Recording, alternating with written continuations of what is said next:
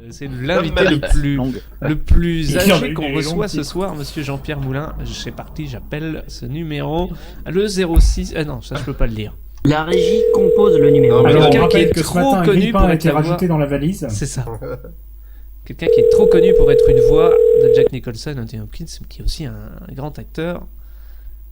Oui. Oui, bonsoir monsieur Jean-Pierre Moulin, nous sommes en direct et je vous rappelle, comme prévu... Bonsoir. Bonsoir. Avec l'équipe. Comment allez-vous? Ah, écoutez, jusqu'à maintenant, ça va. Bon, Un c'est peu ça. plus tard, je ne sais pas si ça ira encore, mais pour l'instant, ça va très bien. Alors d'après Statistics, un invité sur 3, il est à peu près content quand il part.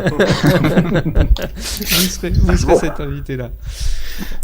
Je disais juste avant d'appeler qu'on vous connaissait trop pour les voix que vous pouvez faire et pas assez pour votre talent d'acteur. Si nous, on devait découvrir votre carrière aujourd'hui, ça serait quoi? Qu'est-ce qu'on devrait commencer voilà,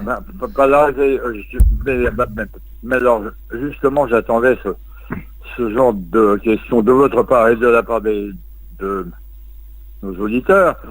C'est que il y a un truc qui me met en rage quand même, c'est que j'ai plusieurs sites sur Internet et quand je les consulte, chaque site me cite en premier et dit Jean-Pierre Moulin est un des acteurs les plus connus dans le monde du doublage, etc. Bon, c'est ce qui est faux. C'est peut-être vrai actuellement, mais c'est un peu faux parce que si je vous disais que le premier doublage de ma vie, je l'ai fait, j'avais 43 ans. C'était en 76. C'était avec Jack Nicholson pour Vol au-dessus de la nuit de coucou. Voilà, et c'était une époque où même j'étais un peu pur et dur, le théâtre pour le théâtre, etc. Et puis j'avais un copain qui est devenu après un grand directeur de plateau à la synchro, Jean-Pierre Bora, avec qui nous étions copains parce qu'on avait fait la révolution en mai 68, on y croyait. Voilà, c'était drôle. Bah oui. Et depuis des années, il me disait mais écoute, toi tu devrais faire du doublage avec t'as une voix formidable, etc. Et je lui répondais, ça m'intéresse pas parce que la technique du doublage, je la connaissais bien parce qu'à l'époque, je tournais énormément par goût un peu pour des productions fauchées. C'était la nouvelle vague. On partait sur des tournages avec pas d'ingénieur du son ou à peine un preneur de son et on se resynchronisait toutes après en studio. Alors comme quand on n'est pas trop bête, la bande rythmo, ça prend en 3 minutes, quoi, voilà. Donc je connaissais la technique du doublage de la post-synchro, si on peut dire. Bon, mais alors, ce qui me met en rage, donc, c'est cette appellation qui dit Jean-Pierre Moulin est un des acteurs les plus connus dans le monde du doublage. Alors que donc, le premier doublage, j'avais 43 ans, comme je vous l'ai dit, et je suis entré au conservatoire en 54. Je sais pas si ça vous dit. Donc 20 ans de carrière. La plupart de vos auditeurs non plus. J'espère pour eux. Oui. Et ma promotion d'entrée, moi, au conservatoire, c'était Françoise Fabian, c'était Michel Leroyer, c'était Dominique Paturel, etc. Et bon, j'ai commencé à jouer au théâtre très très vite. Et puis j'ai eu une espèce de bâton de maréchal parce que c'était en 54, donc j'ai joué pas mal de petites pièces de boulevard, mais j'étais quand même attiré par le théâtre littéraire et on m'a proposé en 61, qu'est-ce que je dis? Est-ce que je dis des bêtises? Non, en 61, j'avais 28 ans, de jouer le rôle principal d'une pièce d'un auteur irlandais qui s'appelle Brendan Behan, qui s'appelait en français un otage, et où j'étais le partenaire de, tenez-vous bien, Arletty, Ah, quand même. Madeleine oui, Renaud, oui. quand même, Madeleine Renaud, Ouais. Pierre Blanchard, qui se souvient maintenant de Pierre Blanchard, qui était un acteur extraordinaire. Il y avait d'autres que vous connaissez certainement maintenant, Pierre Bernier. Il y avait la petite Anne Dohat, qui a été une actrice ravissante, qui a abandonné le métier. Je vous raconterai un jour dans quelles circonstances, bon, etc. Et la presse a eu la gentillesse de me nommer le meilleur jeune acteur de 62.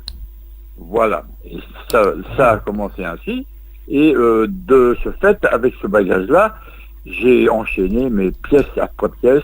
Et surtout, comme c'était la naissance de la télévision, un peu, l'équipe des Buts de Chaumont, la rue des Alouettes, je ne sais pas si ça dit quelque chose aux jeunes.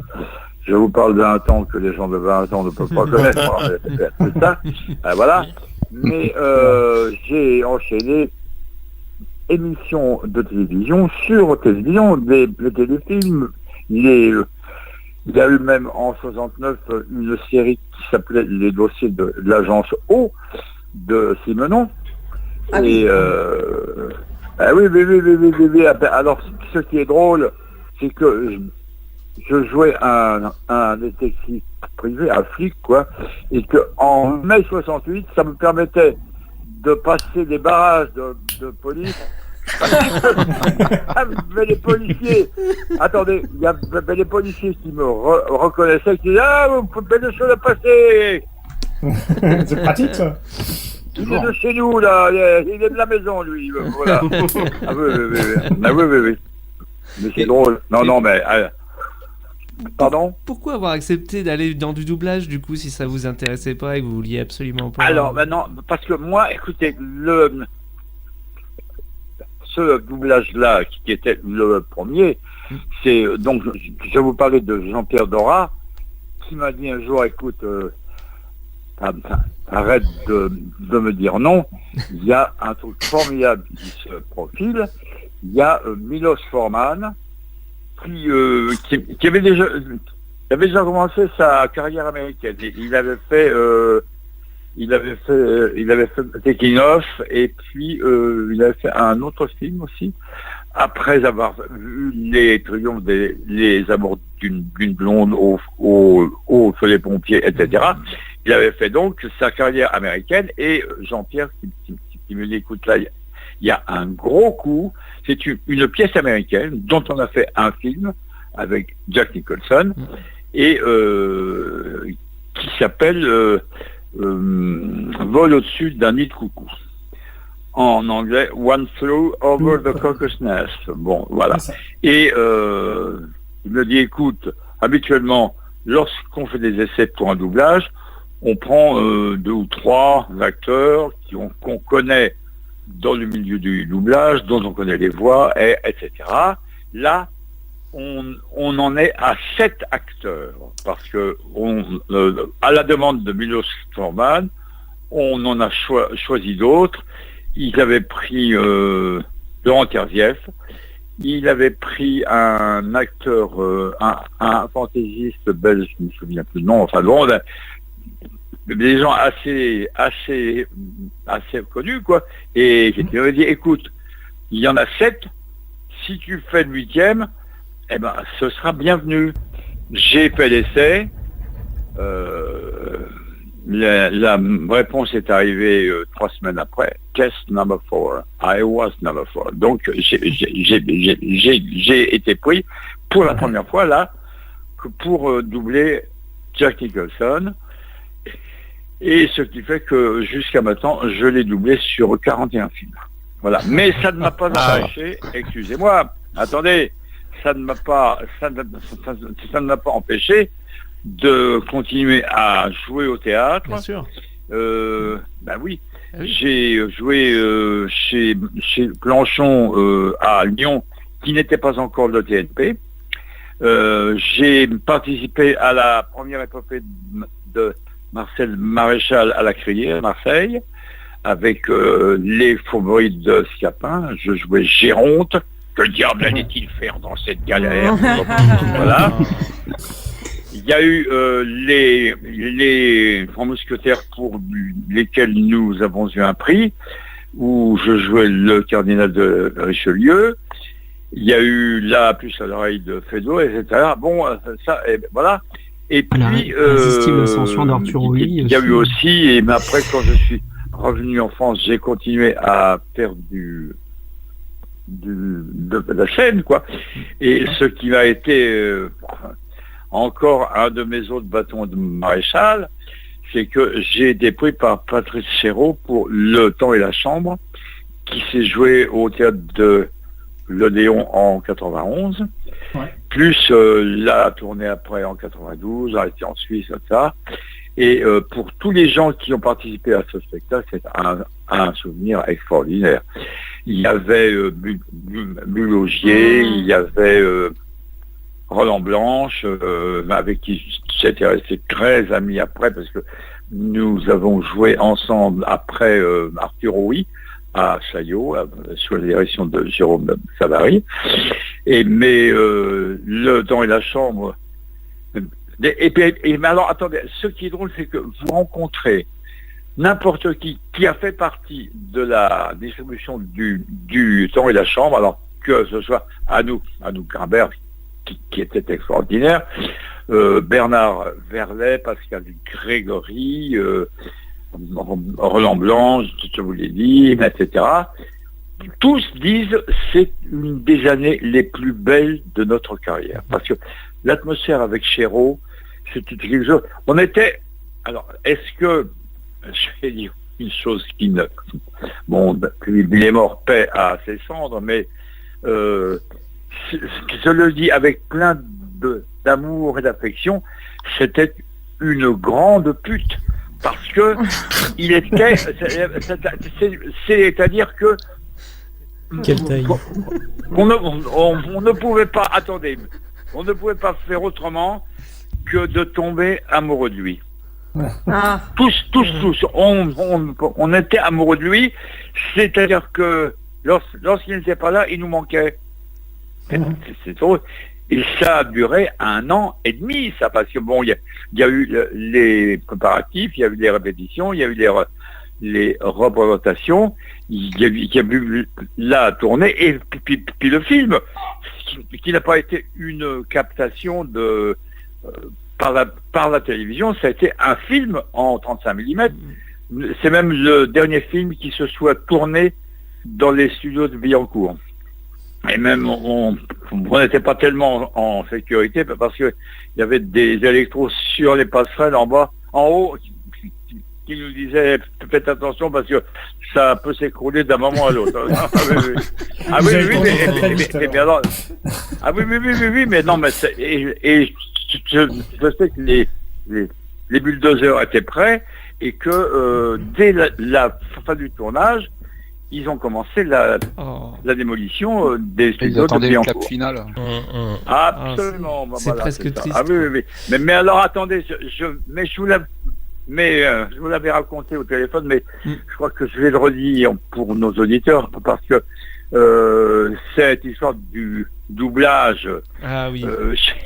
Cette anecdote. Cette anecdote qui m'est arrivée au théâtre du Rond-Point.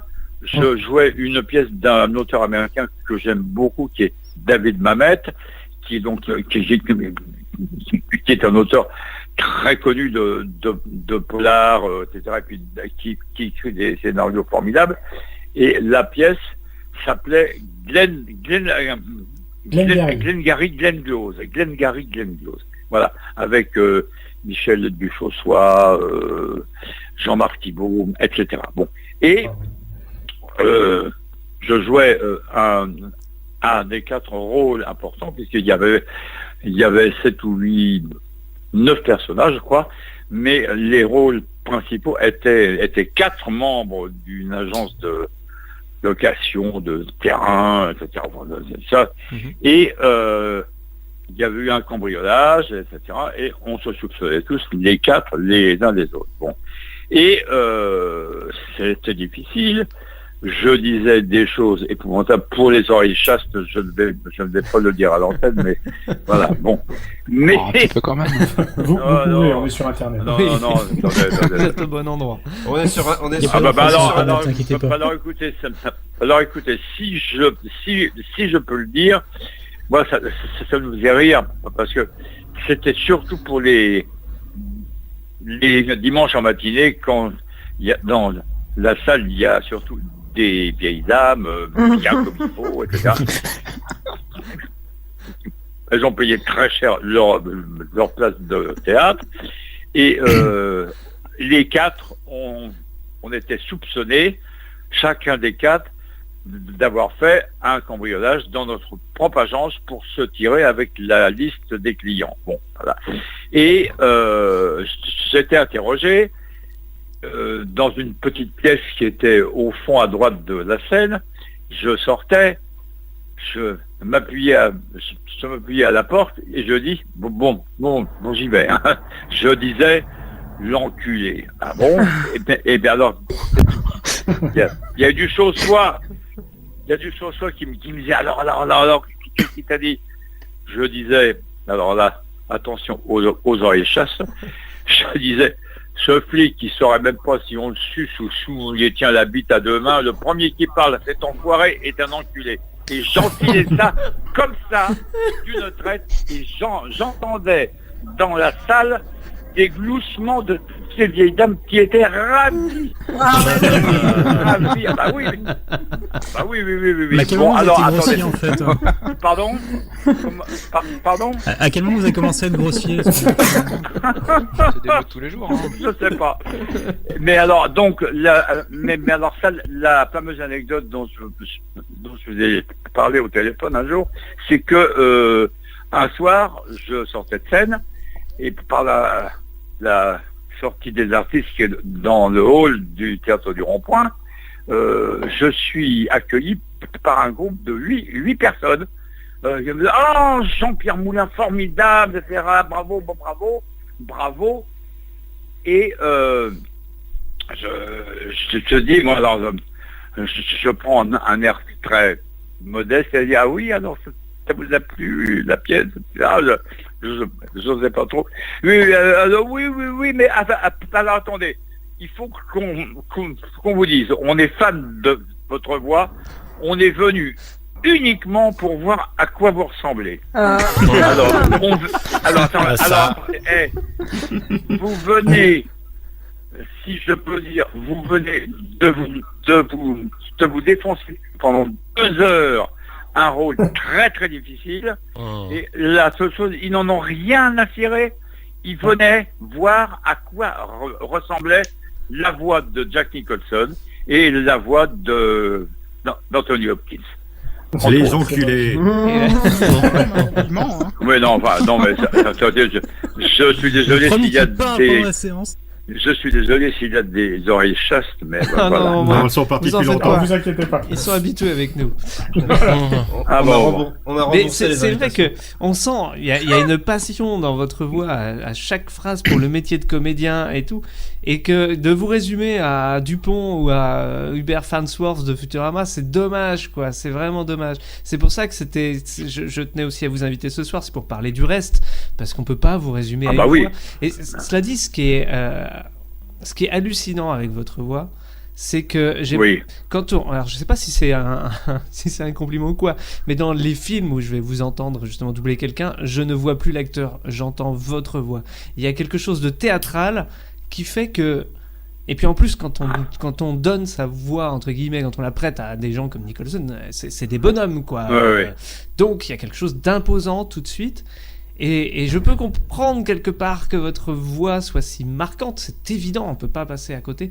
Par contre, je pense vraiment adorer, ça n'a pas été le cas, mais on sait jamais, demain, après-demain, j'adorerais vous voir jouer. J'ai pas encore, je pense que je vous ai vu dans des films, mais sans m'en rendre compte, alors que la voix marque tellement que c'est C'est ça vrai, qui est bah oui, dommage. oui. Si je peux juste dire un truc, Ouais, vas-y. moi je prendrais quand même comme un compliment le fait que quelqu'un veuille me voir alors qu'il ne connaît que ma voix, parce que en tant que doubleur français, il n'y a pas beaucoup de gens dont je connais le Ouais, mais visage, c'est- et il y a quand même justement, les plus gros. C'est que pas j'ai ça. envie Oui, de voir, oui, tu vois. alors attendez. Oui, non, bon, c'était un compliment. Je les ai pas engueulés en leur disant, mais c'était un Vous avez mangé compliment, leur mais- cerveau. vous Il êtes veut pas être remboursé non plus. Mais moi, c'est ça j'entends Vous bien êtes que ce soit un petit peu des vexant quand sales même. cons, etc. Non. Mais ils ne se rendaient même pas compte qu'on Le venait travail que c'était. de faire pendant 2 heures un effort énorme. C'est ça. Mm. Ah oui, Oui, c'est voilà. sûr. Oui, bien Et sûr. d'ailleurs, ils sont là ce soir Voilà. pour s'excuser. Non, Ta-da-da-da-da. c'est pas la peine, Ils sont là avec nous, Ils sont derrière Roger ce et rideau. Daniel. Mais quelle carrière quand même, c'est ça qui est quelque part dommage quand on lit acteur de doublage, c'est pas vrai, comédien avant tout, ça c'est clair. Vous êtes, Ah bah oui, je, oui, bah, je l'ai dit juste avant de on est vous appeler, comédien, mais vous êtes attendez, bah, moi je connais bien le monde du doublage. Je sais que bon, il y a des grosses boîtes qui font du travail à la chaîne, c'est-à-dire ils doublent toutes les séries des teenagers américains où ça parle avec des rires enregistrés de ça. Et il y a des jeunes qui ont 20 ans, 22 ans, 25 ans, qui doublent toute la journée. Je ne vais pas vous dire combien ils gagnent parce que c'est indiscret, mais ils gagnent rapidement de quoi se payer un appartement, de quoi même se payer une maison à la campagne, et ils sont incapables de dire un mot sur une scène. Ça les intéresse oui. pas. Et c'est fade en général, c'est Non, fade, puis on les retient quand pas. même, Pardon C'est fade en général, c'est des voix passe-partout et un jeu d'acteur qui est très Mais oui, bien sûr. Mais c'est parce qu'on leur demande aussi. Hein. Bah oui, c'est ça. Oui, voilà. Parce que c'est Voilà, autre voilà, chose c'est que de ça. se Non, confronter à un alors que- public. Pardon C'est quand même quelque chose de Pardon pouvoir se confronter à un public et se retrouver sur une scène avec... Ça permet d'évoluer. Ouais, bah c'est un peu guidé. Oui, non, mais attendez, je crache pas dans la soupe, alors surtout pas. Non, mais ça, je comprends bien, mais alors même, attendez, il y a, comme je fais partie d'une troupe actuellement, et nous sommes sur un travail sur les pièces de Tchekhov depuis 6 ans. Oui. C'est le théâtre studio d'Alfortville, qui est dirigé et mis en scène par Christian Benedetti, et on a déjà fait on a déjà joué et travaillé la Mouette, Oncle Vania, les Trois Sœurs, et la saison dernière c'était la Frisée. Bon, et il nous reste encore 2 grandes pièces de Tchekhov, Ivanov et Platonov, et que nous allons faire dans les 2 ans qui viennent, quoi. Et je vous disais ça pourquoi? Oui, parce que parce que je bosse presque toute l'année avec lui, quoi. Voilà. Ah bah oui, Il y a non, une notion de travail d'équipe et de travail sur la durée. Tout à fait, absolument. Ouais. Et puis c'est quand même Non, suffisamment mais, rare d'avoir un travail où on s'entend bien avec son équipe pour vouloir le préserver et continuer dans cette voie-là. Oui. Bon, alors écoutez, je suis désolé de vous, pas de vous contredire, mais d'interrompre un peu cet enthousiasme, parce que si je n'avais que ça pour vivre, je n'y arriverais pas. Donc c'est pour ça que je fais du doublage. Mais tout, écoutez, je vous cite un simple exemple. Hein. Il y a 6 ans exactement, j'ai commencé toute la série Tchekhov avec Benedetti, et on a créé la Mouette dans sa mise en scène, et puis au bout de 6 mois, au lieu de faire reprise en septembre-octobre, on m'a proposé la tournée de Théâtre Actuel, qui est une grosse société de tournée de théâtre, avec Colombe Danouille, avec Annie Dupéret, la petite Giraudot, Rufus, etc. Et je vous dis pas les sommes, mais en tournée avec ça c'était bourré. On a rempli toutes les salles en France et en Suisse, etc.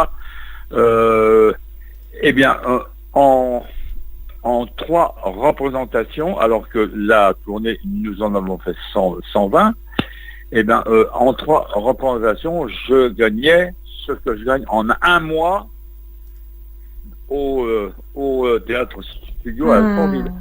Ouais. Voilà, donc, ah oui, ça n'a pas de commune mesure, mais moi, je prends mon pied aussi, hein, complètement, là. Bah, tant mieux. Hein. Oui, et puis oui. Mais je crois qu'il faut. Non. Et puis, écoutez, alors, pardon, si vous connaissez par exemple, la cerisette de Tchekhov, j'ai eu la chance, il me l'a offert, d'ailleurs, Benedetti, de jouer le rôle incontournable de la cerisette, c'est-à-dire le vieux domestique fierce qu'on oublie à la fin, et puis qui reste seul dans la maison. C'est un rôle. C'est même dans ce rôle-là que comment il s'appelait, Jean-Paul Roussillon, quelques mois avant sa mort, a eu le Molière. Voilà. C'était des rôles formidables, c'était des rôles emblématiques, voilà.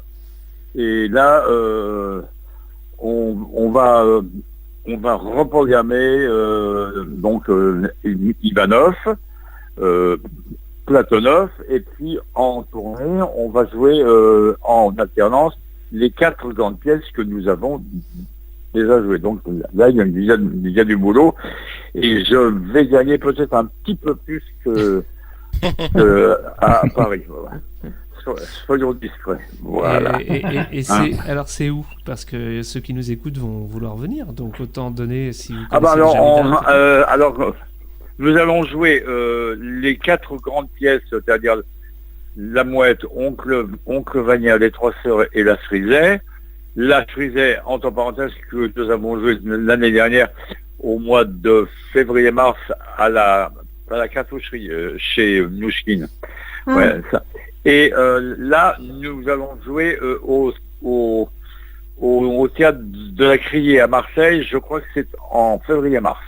Ok. D'accord. Voilà. Très bien. Oui. On a le temps de voir. Mais alors, pour nous attendre, hein, peut-être pas avec un lance-pierre, mais voilà. Non. Ouais, avec des photos de Jack Nicholson à dédicacer, des choses comme ça. Moi, je suis à l'ancienne, je lance directement la main. Mais alors, écoutez, si on parle de Nicholson, je suis désolé qu'il soit dans cet état-là, parce que il paraît, j'ai eu des bruits qu'il aurait un Alzheimer assez important, et que ce serait pour ça qu'il ne tourne plus. Alors, bien que un de mes fils m'a envoyé un mail l'autre jour, un extrait d'un journal américain qui dit que Nicholson reviendrait, alors au conditionnel, hein, reviendrait au cinéma, mais c'est quelqu'un que je connais bien, bidon, donc c'est complètement bidon, ça. Puis là... Non, il est malade. Voilà, c'est tout. Il y a un moment donné, bon, parce que je le disais. Moi, je crois que Pardon ? Je le disais avant de vous appeler, mais il y a un moment donné, on peut plus faire autrement. Hein. Sans vouloir vous porter la poisse ou quoi, mais vous êtes de loin le plus âgé qu'on ait invité, et pourtant on a reçu Guy Chapelier. Hein, Oh, comme c'est propre de dire ça. Guy Chapelier. Je rappelle quand même qu'il y a Eric dans l'équipe. Hein. Attendez, mais Guy Chapelier, à part d'être un joueur de tennis formidable, ce qui est vrai. Il a rien fait. Non, c'est une très bonne raquette. Hein. Mais il est beaucoup plus. Tout piqué. Attendez, C'est un enfant de la balle. il est beaucoup plus jeune que moi, non? Ah, c'est un gamin. Il y a 10 ans. J'ai toujours su qu'il était de la raquette, mais quand même. C'est ça. Voilà. Je sais pas quelle heure il a. Je sais pas quelle heure il a. Je sais un plus, truc comme ça. Ouais, 74 ou quelque chose comme ça. Ouais, ça fait. Bah oui, moi Petite dizaine. j'en ai quand même 10 de plus. Hein. Ouais. Eh oui, ah bah le prochain va être. Mais j'ai pas fait exprès. Hein. 71. 74 ans, il y a eu le temps Il y avait d'une team de une raquette. question Ouais. pour vous d'un membre de l'équipe, Titours. Oui, dans le film La Chambre verte de Truffaut, qui parle principalement de la mort, dès la première scène, en fait, c'est votre femme est morte, elle est dans son cercueil à côté, Ah oui. et bon, vous forcément, ça vous plaît pas. Et si vous refusez ça, il y a un prêtre qui vous en parle et tout, vous lui envoyez un peu chier parce que vous n'êtes pas du tout d'accord avec ce qu'il raconte. Ah oui, et puis j'arrache ma femme du cercueil, etc. Voilà, Ouais, plusieurs fois en plus. Et est-ce que justement, dans le ouais. doublage, vous retrouvez autant d'émotions que dans le jeu d'acteur? Sur un tournage? Oui, c'est par Entre rapport le tournage entre et le doublage. jeu d'acteur de doublage et le jeu d'acteur de cinéma. Est-ce qu'il y a les mêmes émotions? Pas là, écoutez, je vais être net. Quand je double, moi, je me mets dans la même situation où je tournerai et où je serai en scène. C'est-à-dire que si on n'y va pas, mais à fond, avec une sincérité absolue, ça va pas être bon. Oui, tout doit Voilà, rentrer vraiment, moi, en jeu. C'est c'est- pas que la tête et la voix, il y a le corps aussi Donc- et tout ce qui est. Oui, voilà. tout ce qui est- Absolument, non, pas attendez, moi je connais, donc comme je vous disais avant, je connais un peu le monde du doublage. Il y a des gens qui sont des machines absolues, ils sont mais alors synchrones, ils parlent à toute vitesse, mais alors on sent pas grand chose. Hein. Bah oui, voilà, c'est ça. C'est-à-dire que le Pas rendre- d'émotion dans le jeu. Non mais on sent quand même l'implication, c'est pas n'importe qui rédacte à sa femme pour un rôle. Hein. Ah voilà, oui. Non, mais moi, vous savez, j'ai eu énormément de chance, hein, bon, avec ça. Et puis, mais alors Hopkins, là, pour l'instant, je trouve que je sais que il est gallois. Oui. Il paraît qu'il est même à peu près de ses sous. Donc, il tourne un peu n'importe quoi. Il tourne un peu n'importe quoi. Ah, il a fait une excellente série quand même récemment. Il a fait sa carrière. ça. Westworld. Oui, justement, à propos de ça, j'ai pas réussi à trouver l'information. Ça a bien relancé sa carrière avec Transformers. Westworld. Ouais, est-ce que Oui. c'est bien vous Non. qui avez doublé cette voix? Westworld, oui, bien alors, ils m'ont fait tout un cirque de confidentialité avant.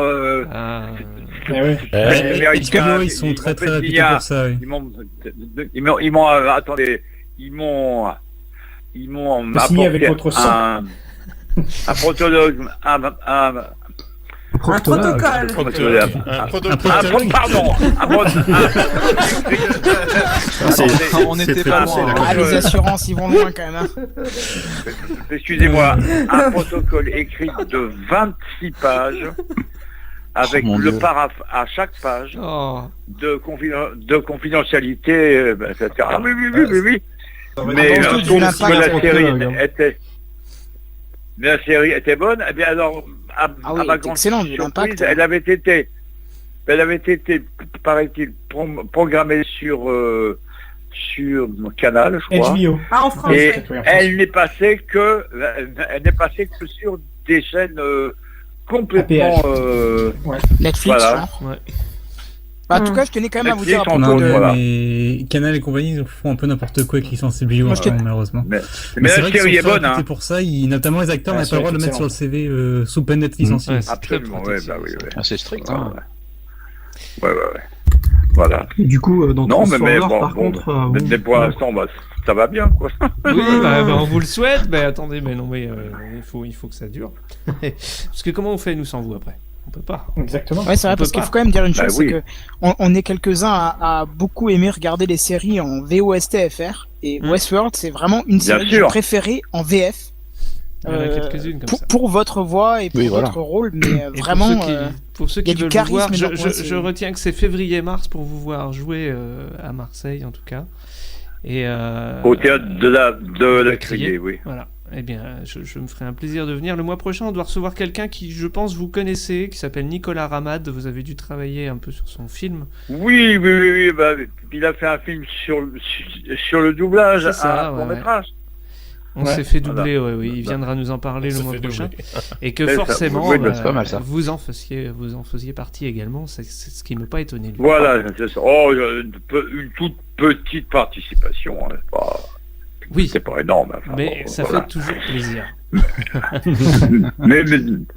mais vous savez, moi, pour le doublage, il y a une chose qui m'amuse beaucoup, c'est de pouvoir se déplacer. C'est-à-dire que bon, effectivement, le public connaît ma voix sur Jack Nicholson, c'est un peu populaire comme ça. Hopkins, c'est un peu plus distingué, un peu plus british. Et puis, quand je suis dans Futurama, c'est le professeur femme forte. Voilà. Oh, Ah bah oui. j'adore. Ah oui. Ou Ouais, alors, il y a des vrais personnages à changer. tous les Dupont de Tintin, je dirais même plus. C'est oui, magique. Vous c'est faites vraiment des magique. heureux, là. Ah non, bah, Ah oui, là. pardon. mais moi j'aime bien parce que en fait là je viens de me rendre compte que vous faites un personnage dans un jeu vidéo que j'ai joué il y a pas très longtemps, Oui. dans Dishonored. Et c'est Samuel, c'est le gars qui C'est suit quoi le héros. C'est quoi c'est Samuel dans Dishonored, le jeu. Le jeu vidéo, c'est encore. Ah oui, un jeu vidéo. Oh là là. Et je trouvais que le personnage c'était c'est le support en fait du héros en fait qui le suit Ouais. Dans sa jusqu'à la marque. fin C'est du jeu. encore un autre Ouais, domaine. C'est tout à fait C'est encore un autre domaine, Ouais, bah, effectivement. Tout à fait, ouais, bah, voilà. Ouais. Merci beaucoup. Non, mais c'est pas sûr. Pardon. Ah bah allez-y. Allez-y. On vous écoute. Non, mais je voulais aussi vous remercier d'avoir participé à cette émission. Et puis alors, bah, si vous savez, moi, je suis nature. Je dis exactement ce que je pense. Je ne prépare rien à l'avance. Voilà, on verra bien. Hein, voilà. C'est ça. Eh ben, écoutez, C'est ça qui est très bon. je vous souhaite à tous Ouais. une bonne soirée. À vous aussi. Et je vous embrasse. Merci. Merci. Ok. Bonne soirée. Merci. Et- Voilà. Merci. Au revoir. Merci. Au revoir. À bientôt. Merci. Au revoir. Ok, au revoir. Bonne soirée. Merci encore.